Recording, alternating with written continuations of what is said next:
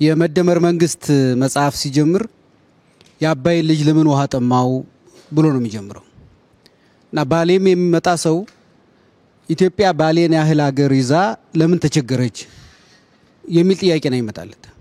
ቅድም እንደተገለጸው የወንዞቹ ብዛት፣ የመልክዓ ምድሩ አይነት፣ ለግብርና ያለው ተስማሚነት፣ ለታሪክና ለቅርስ ለባህል ያለው ምቹነት ይሄን ያህል ትልቅ ሀብት ያለበት ሀገር ለምን ነው የተቸገረው?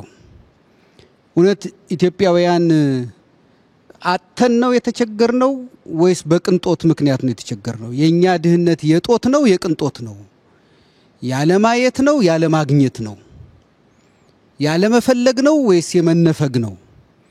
ብዙ ጥያቄዎች ነው የሚመጡት ባሌ ውስጥ። እኔ በዚህ 3 ቀን በተዘዋወርኩበት ከመልሱ ይልቅ ጥያቄው ነው በየደቂቃው ሲያስቸግረኝ የነበረው።